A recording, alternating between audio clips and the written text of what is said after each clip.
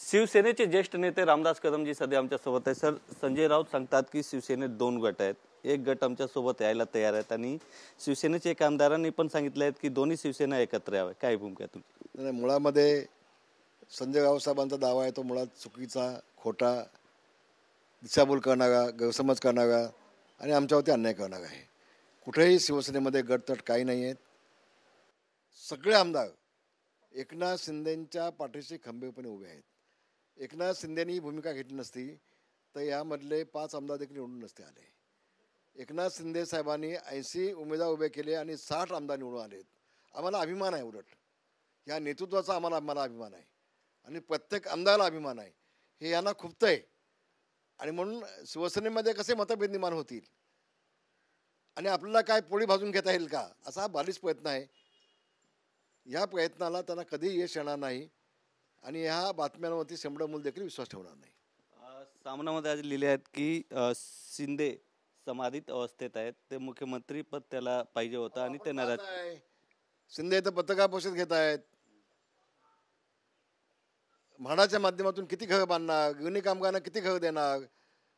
जे लोक मराठी माणूस मुंबईतून जो वसई नालासोपाच्या पुढे गेलाय सगळा निघून, त्याला मुंबईत तुम्ही कसा आणणार हे उघडपणे सांगता येत ना प्रेस घेऊन. काही लोकांना ऐकायला येत नसेल, काही लोकांचे डोळे बंद असतील, काही लोकांचे कान बंद असतील. कसं असतं बघा, झोपलेल्याला आपण जागा करू शकतो, झोपेचं सोंग घेतलं जागा करू शकत नाही. म्हणून साबणामध्ये बातम्या दिलेल्या आहेत ना, ह्या झोपेचं सोंग घेऊन बातम्या दिलेल्या आहेत. ह्याच्यामध्ये काही तथ्य नाही. तसोबत देखील त्या बातम्यामध्ये तथ्य नाही. शिवसेना ही कदापि फुटणार नाही. एकनाथ शिंदेच्या माध्यमातून प्रत्येक आमदाराच्या मतदारसंघामध्ये कोट्यवधी रुपयाचा विकास कामासाठी निधी गेलेला आहे. पुन्हा आमदार निवडून आणले आहेत.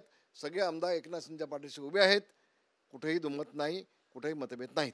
असा दावा केली गेली आहेत की शिवसेना शिंदे गटाचे काही आमदार देवेंद्र फडणवीस यांच्या कंट्रोलमध्ये आहेत. अहो नाही हो, आमच्याकडे आमचं भावबंदकीचे संबंध आहेत. शिवसेना आणि भाजप आमचे संबंध भावबंदीचे आहेत. काही आमदार भाजपचे उमेदवार शिवसेनेमधून देऊन आम्ही निवडून आणलेत. इथं आम्ही ते काम केले ना. आणि काही आमदार भाजपमधून देखील त्यांनी निवडून आणले आमचे. असं सख्य म्हणून देशामध्ये कुठे पाहायला मिळणार नाही. आता हे सख्य कोणाला बघवत नाहीत आणि म्हणून कुठंतरी दोघांमध्ये मतभेद निर्माण होतात का. एका बाजूला उद्धव ठाकरे देवेंद्र फडणवीसांना बुके घेऊन भेटायला जातात. आपण संस्कृत सोडा नको थोडे बहुत. आणि दुसऱ्या बाजूला अमित शहाना अफजल खान म्हणतायत. आपण लक्षात घ्या, त्यांचा फक्त हेतू एकच आहे की देवेंद्र फडणवीसजी आणि एकनाथ शिंदेजी याच्यामध्ये मतभेद कसे निर्माण होतील आणि आपल्याला काय राजकीय पोळी भाजून घेता येईल का त्यामुळं, असा हा बालिश प्रयत्न आहे असं मी म्हणेन. संजय राऊत यांनी म्हटले आहेत की जे देवेंद्र फडणवीस आहे ते मुख्यमंत्री निवासस्थानी का जात नाही, काला जादूचा जिकर केला.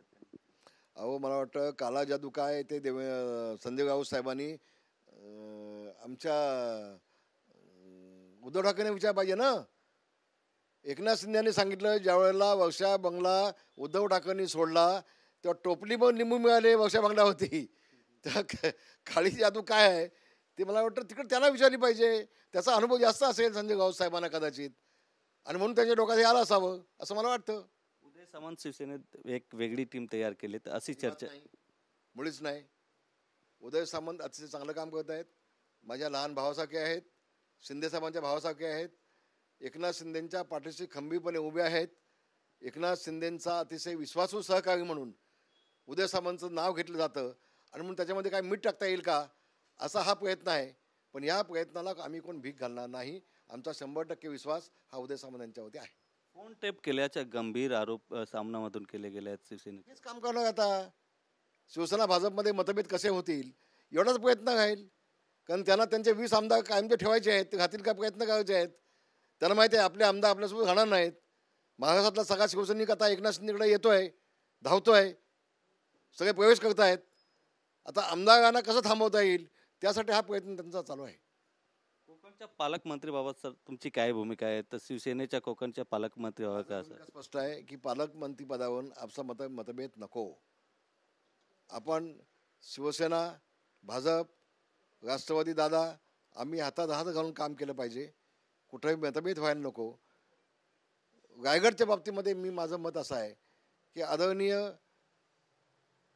आमचे दादांचे उजवे हात खासदार साहेबांनी थोडंसं मन मोठं केलं पाहिजे. त्यांची मुलगी याच्या आधी 5 वर्ष तिथे पालकमंत्री म्हणून होती.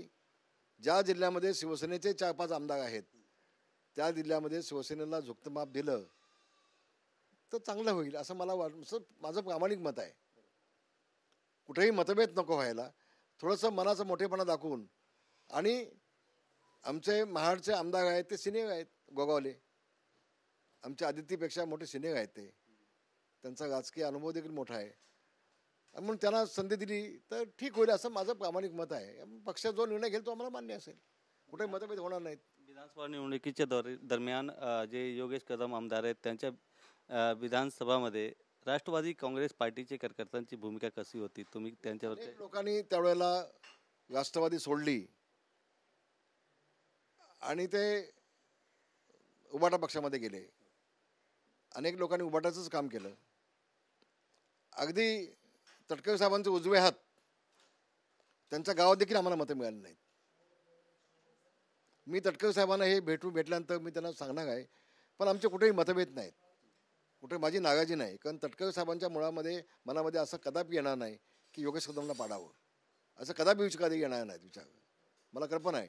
पण त्यांच्या कार्यकर्त्यांनी मग त्यांचा मन्नगडचा तालुका प्रमुख असू देत, त्यांचा दापोलीचा तालुका प्रमुख असू देत, मला आज काय आणखी बोलायचं नाही, पण अनेक लोकांनी 90% लोकांनी आमचं योगेश कदम यांचं काम केलं नाही याचा अनुभव कालच्या निवडणुकीमध्ये मी घेतलेला आहे.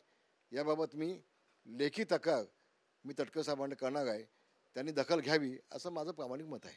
शेवटचा प्रश्न आहे, खरंच एकनाथ शिंदे साहेब नाराज आहे का? तुमच्या काही चर्चा झाली त्यांच्यासोबत? मी तुम्हाला पुन्हा सांगतो, एकनाथ शिंदे साहेब अजिबात नाराज नाही आहेत. ज्यावेळेला भाजपाचे 120 आमदार होते त्यावेळेला मोदी साहेबांनी, शहा साहेबांनी एकनाथ शिंदेंना मुख्यमंत्री बनवला. फक्त आमचे 40 आमदार होते. आज आमचे 60 आहेत आणि भाजपचे 120 आहेत. मग अशा वेळेला भाजपचा मुख्यमंत्री जर असेल तर आम्ही नाराजी का व्हावी? अजिबात नाही. एकनाथ शिंदे देखील समजदार आहेत आणि ते अजिबात नाराज नसतील असा मला पूर्ण विश्वास आहे. धन्यवाद. जय महाराष्ट्र. कॅमेरामॅन अजय मोहितेसह गोविंद ठाकूर, TV9 मराठी, मुंबई.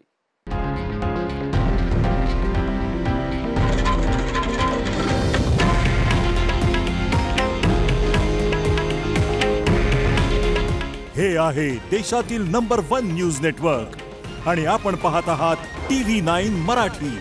काळजी तुमची, हित महाराष्ट्राचं.